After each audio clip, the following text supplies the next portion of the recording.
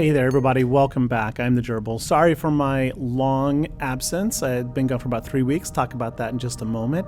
But hey, it's my birthday next week on the 23rd. Woo! Celebrating with balloons, it seems.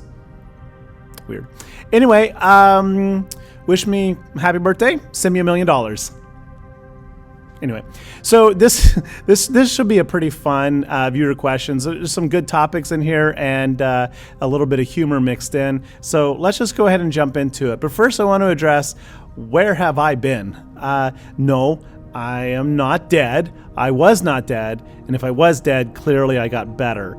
But no, so after my holiday to visit my family in America, I stopped off in Hong Kong for 4 days, and my wife and son met me there, and we had a great time. And then I got back to Shanghai, and I encountered some pretty intense insomnia, and I literally went through a little period where I was awake for all but about 2 hours out of a 50-hour window.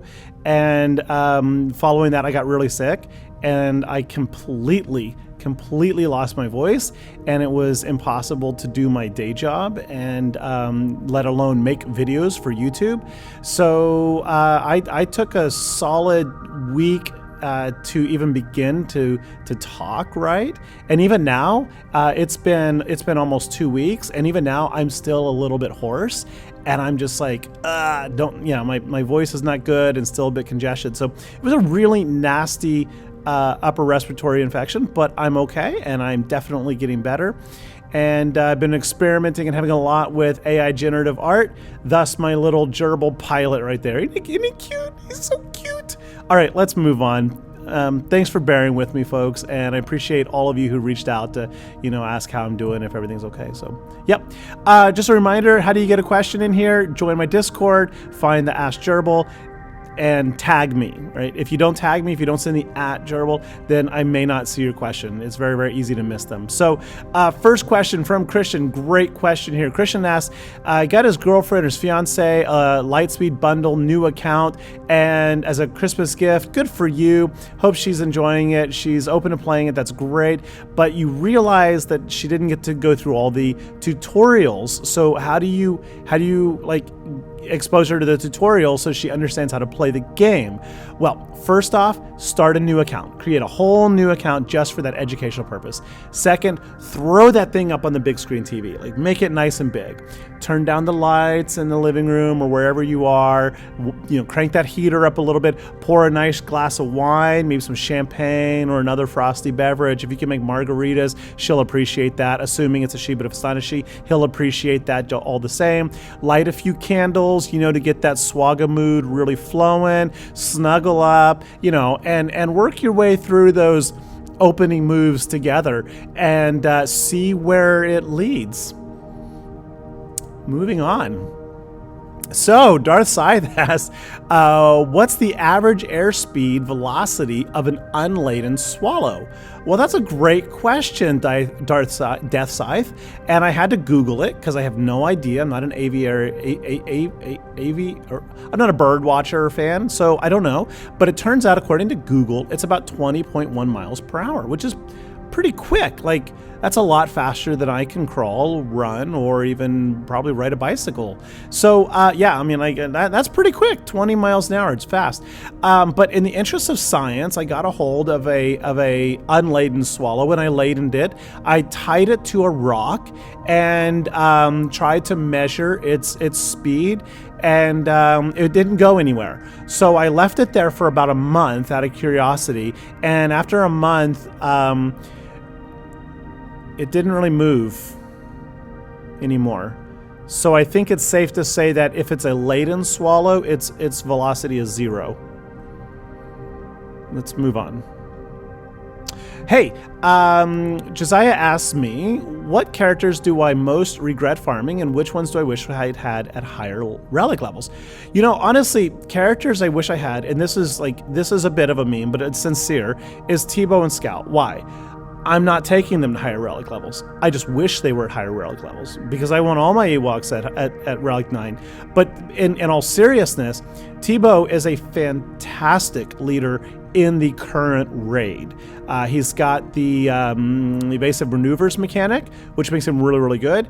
And in 3v3, T-Bow Scout Logray make a really, really good cleanup squad against a lot of solo duo opponents because of their perpetual turn meter removal. You can just like run rings around them. No, I am not in any way advocating that you relic T-Bow or Scout though, but it would be fun. But sincerely, I also wish that my gas was relic 9, even though I'm not going to be doing that one anytime soon.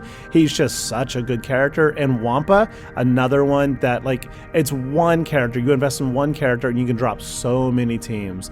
I still use Wampa every single GAC. Everyone, and I'm solid Kyber 2. I've been Kyber 2 forever, with a brief appearance at K1 not too long ago. I still use Wampa every time. Biggest regrets, I don't really have characters that I regret relicking. I have characters that I was forced to relic because they're required for, like, you know, Jabba the Hutt or Leia or another character, like the veteran smugglers, Gamguard, Mob Enforcer, Darth Maul. Like, I just do not use these characters in any game mode, anywhere, ever. And while there are niche places for them, I suppose, I'm not using them. And so it's a disappointment that I was forced to do it. But of course, bear in mind that it's a requirement, so it's not completely wasted. But man, I wish I didn't have to do that. Yeah, so true. From Krob was speculating on upcoming GL. So I do continue to believe that this is going to be the year of, ultimately the year of the prequels, perhaps Phantom Menace oriented. And I've admitted I really don't know who the next GLs are going to be. I'm certain the next ships, as I've been saying long before some more prominent YouTubers have been jumping on the bandwagon with it being either Trench's ship or potentially a Galactic Republic ship. But yeah, I still believe it's going to be Trench's ship, the Invincible, I think is what it's called. And just as likely Gas's Resolute and I put a relic 10 on him. Sincerely, I think that's going to happen this year. But Krob has some good ideas here that it could be a council, Jedi Council member Yoda, not Grand Master Yoda, because we already have him, right? But a council member Yoda, and adding a new Jedi Council tag, which I've talked about before, and I think that's very possible. We have tons of Jedi Council members in the game, and most of them are just all on the bench. And an interesting opposite of that would, of course, be Chancellor Palpatine, which could get us into all kinds of characters, like his advisor, the blue dude. I can't remember his name, but he's in so many scenes with Palpatine. I think that'd be great. And then maybe Darth Maul would actually have some viability again, because, you know, Darth Maul was, if I recall correctly, Chancellor Palpatine's Padawan, not Padawan, but like apprentice for a while, right? So that could be pretty cool. And if I'm wrong about the Darth Maul connection, let me know. Yeah, so that would be really cool. Also because, like, these two did duke it out in the movie, and it was kind of a draw, though Yoda did view it as a defeat. So yeah, interesting. So next question from Elo asked, you've been itching, you say. I recommend some Cortisone 10 for that. I find it does wonders for me, and I went ahead and checked Amazon. It's about $9, depending where you are, and it has Prime delivery. So yeah, if not, you can probably get it at your local CVS, Walgreens, Rite Aid. So get some Cortisone 10. Alternatively, Neosporin works well.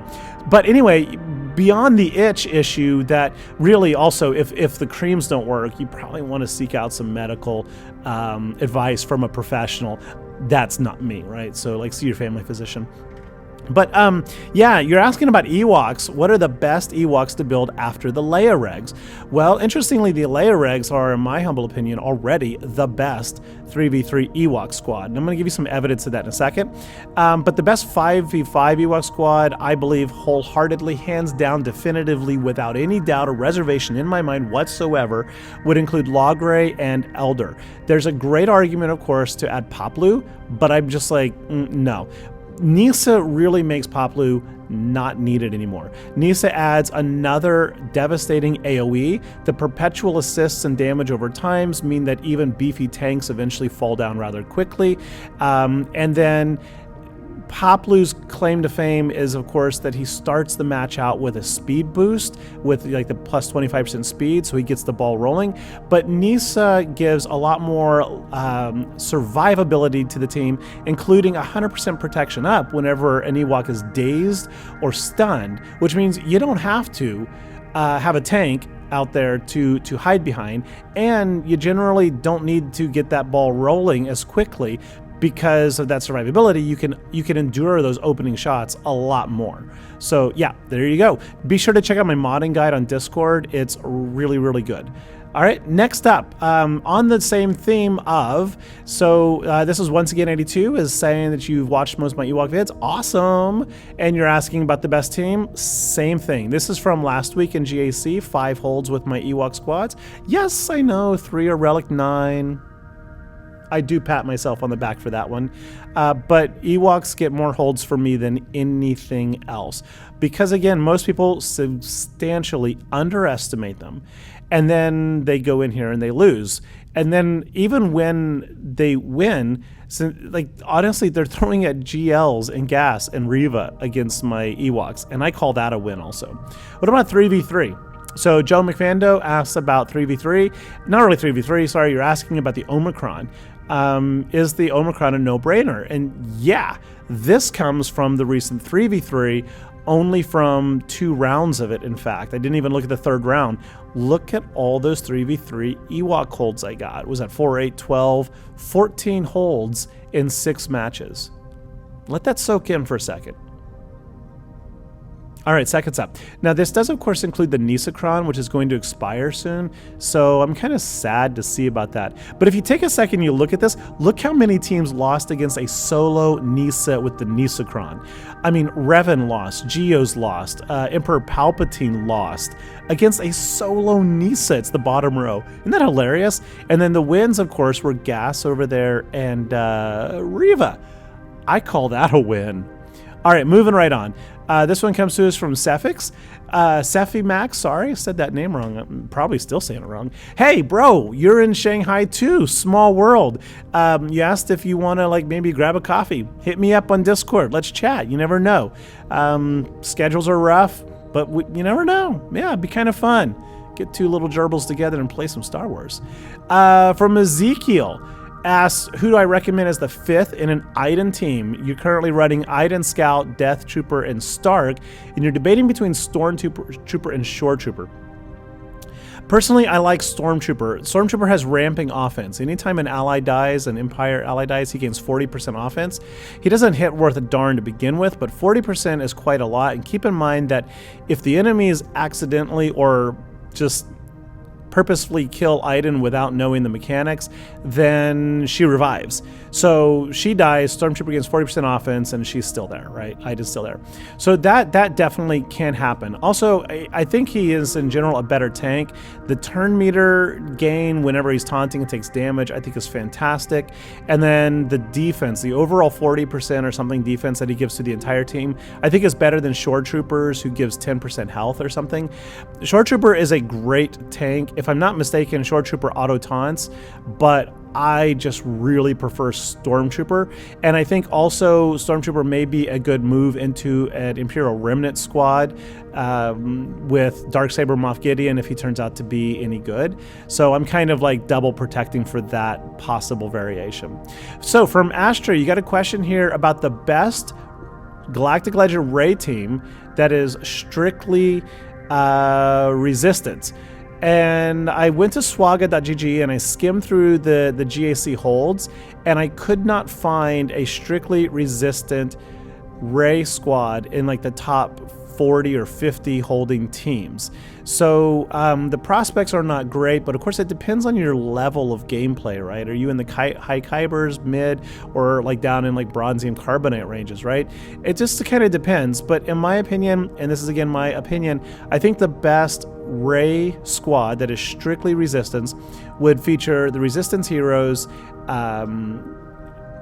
Jedi training Rey, and then Haldo as your tank. I think that she's going to be better overall than BB-8, But I think if not, BB-8 is a really, really, really good alternative in there. And if you get it at BB-8, I mean, BB-8 goes in a lot of great places, great for a sortie squad down the road, and then has some other areas where it works well with Grievous and stuff. So I think that BB-8 is a better one for like diversity, but of course Haldo gives you the fleet, and just today we got Zori's Comopulence fighter, which may or may not elevate the Raddus fleet, so don't know, we'll find out, from CLC Prez, what's the best starting lineup for the Negotiator?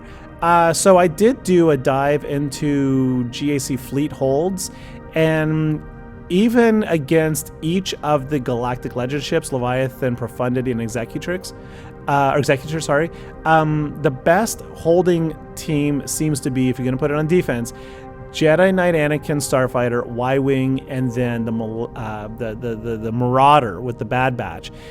In all of those iterations, it had the most or the highest holding percentage rate and decent banner stripping, I guess you could say, relative to the other options.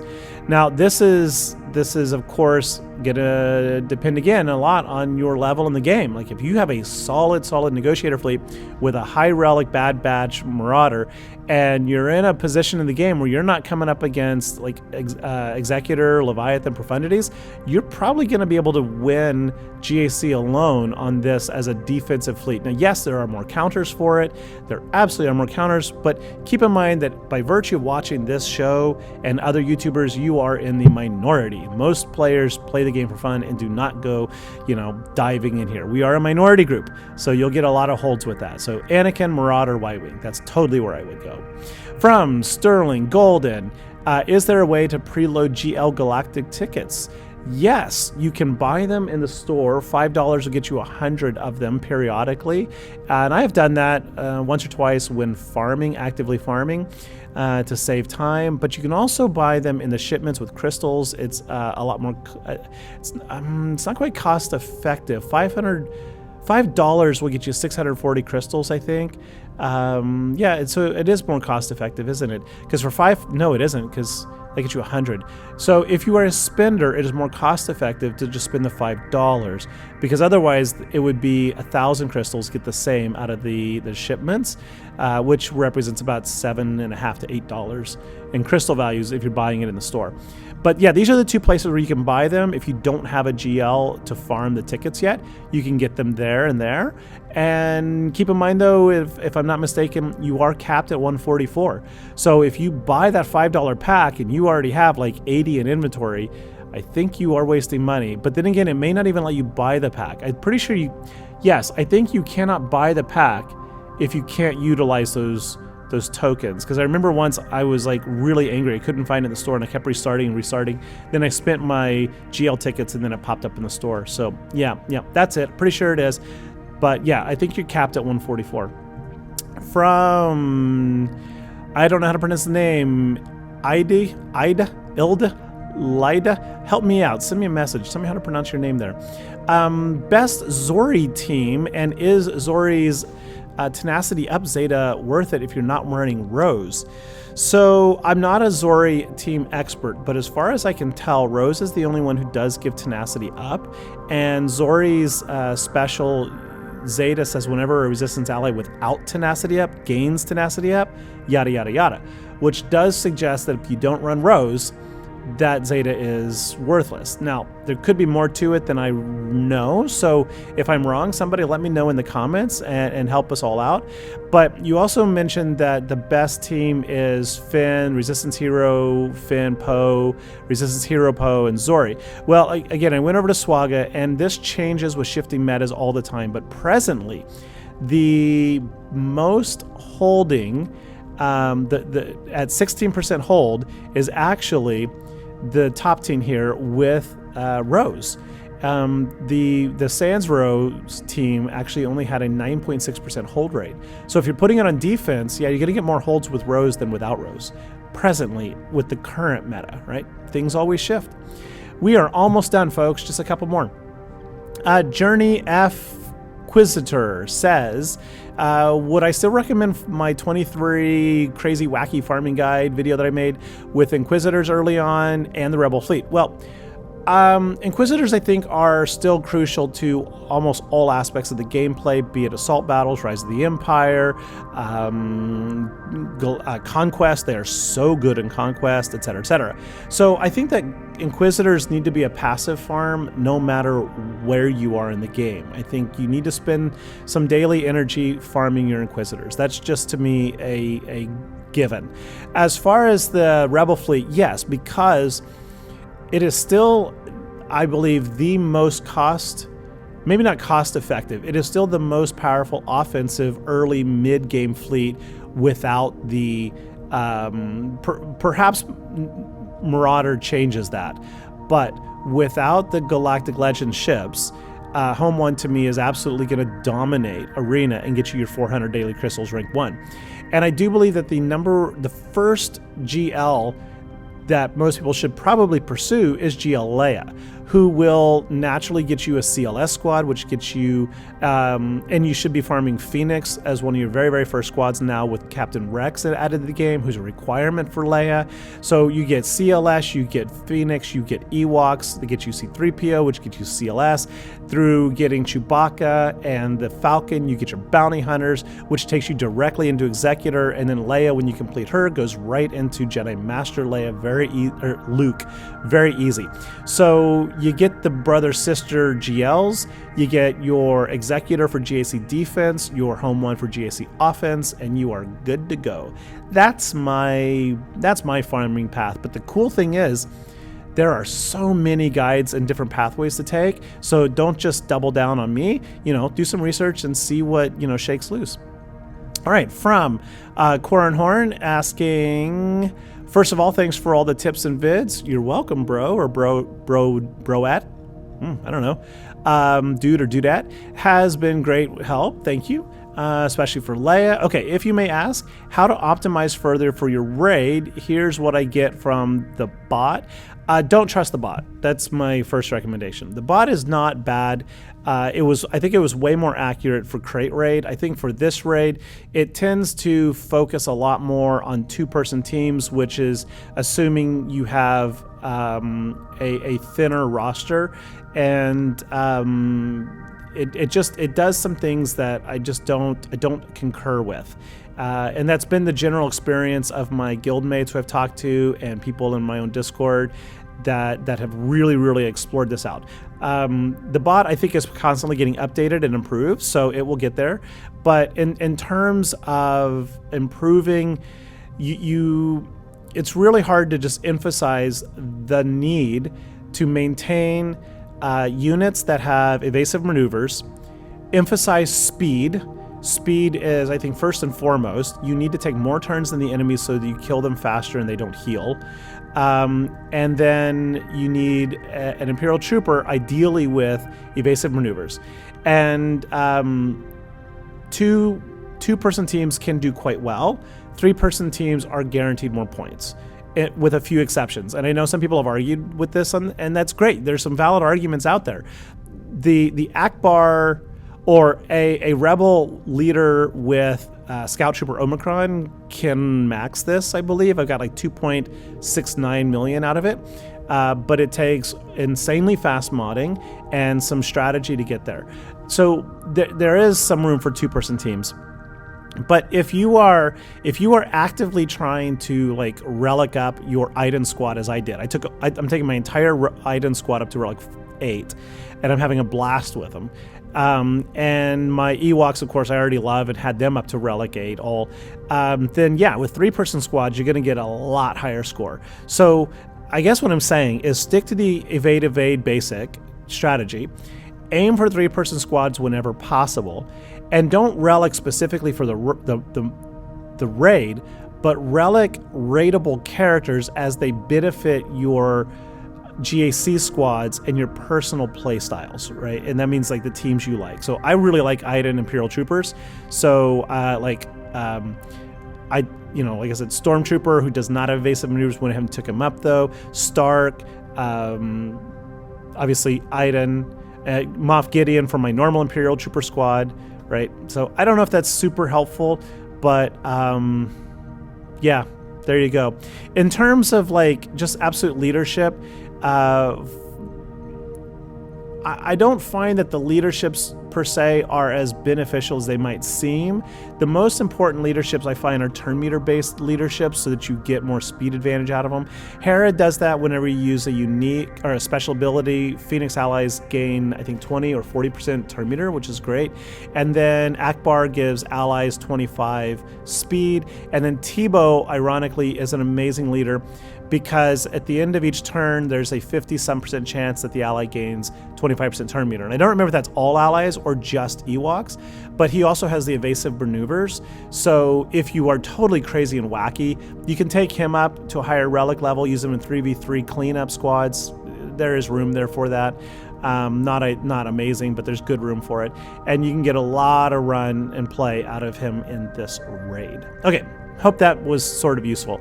Last question, and unfortunately, I can't see the question. I hit it with a graphic. Oh, I remember the question. Did I get the red crate in the Ewoks versus the bounty hunters or whatever it was? Yes, I did. It took 2 attempts, totally got there. Nisa was the key, and Ewok Elder. If Ewok Elder dies, just give up. Back out, restart, right? I don't remember the overall strategy, but yes, I did. Anyway, folks, I hope you enjoyed this video. I really, really do. If so, give me a like, a thumbs up. Let me know what I can do better. And I will see you all later on the holotables. Oh, and hit me up on Discord, ask your questions, and I'll try to help out as best I can. All right, see you. Bye-bye.